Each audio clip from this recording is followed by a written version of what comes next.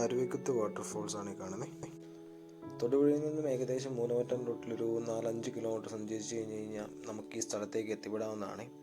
നമ്മൾ പോരുന്ന വഴിക്ക് ഒരു മലങ്കരയുടെ ഒരു റബ്ബർ പ്ലാന്റും ഒക്കെ ഉണ്ട്. നല്ല മണമുള്ള ഒരു കവല, നാറ്റക്കവല എന്നെല്ലാവരും പറയും. കറക്റ്റ് ആ ഒരു ജംഗ്ഷനിൽ നിന്ന് റൈറ്റ് നേരെ ഇതുപോലെ തിരിക്കാം. റാല കഴിഞ്ഞിട്ടുള്ള ജംഗ്ഷൻ എന്ന് ഓർത്താൽ മതി.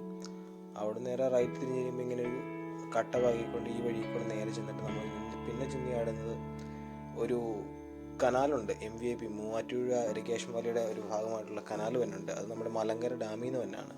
അപ്പോൾ അതിൻ്റെ സൈഡ് വഴി പോക്കറ്റ് വഴി ഇങ്ങനെ പാസ് ചെയ്ത് നമ്മളൊരു ഏകദേശം ഒരു കിലോമീറ്റർ ഉള്ളിലോട്ട് തന്നെ കയറി പോകണം.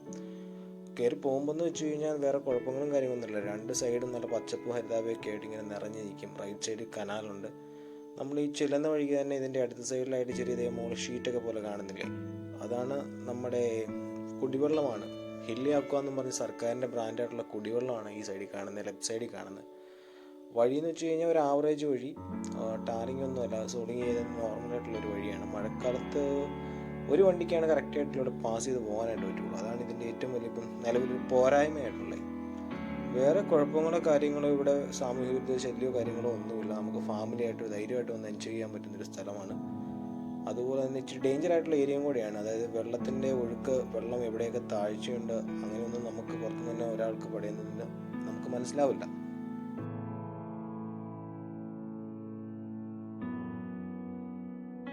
നമ്മൾ അവിടെ നിന്ന് കുറച്ചിങ്ങനെ സഞ്ചരിച്ച് കഴിയുമ്പോഴത്തേക്കും ഇതുപോലെ ജംഗ്ഷൻ പറയുന്നത് ജസ്റ്റ് ലെഫ്റ്റ് എടുത്തത് ഈ റൈറ്റ് സൈഡിലാണ് നമ്മൾ ഈ കാണുന്ന അരുവിക്കുത്ത് എന്ന് പറയുന്നത്. ഇപ്പം മഴക്കാലം ആയതുകൊണ്ട് നല്ല വെള്ളമായിട്ട് ഇങ്ങനെ നിൽക്കുന്നതായിട്ട് നിങ്ങൾ കാണുന്നത്, ഇങ്ങനെ എത്രയും ഒരു ബ്യൂട്ടിഫുള്ളായിട്ട് നിൽക്കുന്നത്. ഇപ്പോൾ തന്നെ വീഡിയോ എന്ന് വെച്ച് കഴിഞ്ഞാൽ ഇച്ചിരി വെള്ളം കുറവുള്ള സമയത്താണ്. ഇതുകൊണ്ട് ഇപ്പോൾ അതിൻ്റെ അകത്ത് വെള്ളം തീർത്തും കുറവാണ്.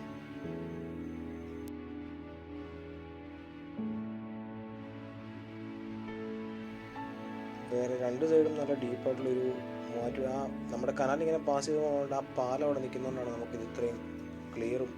ഇഷ്ടം പോലെ സിനിമകളിലെ ലൊക്കേഷനായിട്ട് ഈ സ്ഥലം വന്നിട്ടുണ്ട്. ഇഷ്ടംപോലെ സിനിമ എന്ന് വെച്ച് കഴിഞ്ഞാൽ ഇഷ്ടംപോലെ സിനിമകളിലെ.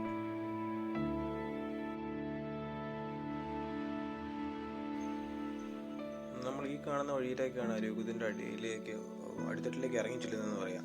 ഇവിടെ കയറുമ്പോഴത്തേക്കും കുറച്ച് വഴിയൊക്കെ മോശമാണ്, ഇച്ചിരി ദുർഘടമായിട്ട് നമ്മൾ നല്ല ഇറക്കത്തിക്കൂടെയൊക്കെ ഡീപ്പായിട്ടുള്ള സ്ഥലത്തോടെ വേണം വീണ്ടും താഴോട്ട് ഇറങ്ങാനൊക്കെ ആയിട്ടെ.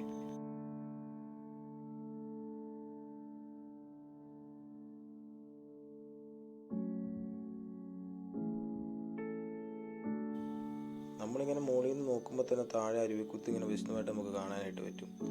മര്യാദയ്ക്ക് ഇവിടെ നിന്ന് ഇറങ്ങിയില്ലെങ്കിൽ നമ്മൾ നിലത്ത് വീഴുമെന്ന് ഉറപ്പാണ്. ഇവിടെ നിന്ന് വീണ് കഴിഞ്ഞാൽ താഴെ അവിടെ പോയിട്ട് നമുക്ക് കിട്ടുകയുള്ളൂ. അതുപോലെ കുത്തായിട്ടാണ് ഇവിടുത്തെ ഇറക്കം കിടക്കുന്നത്.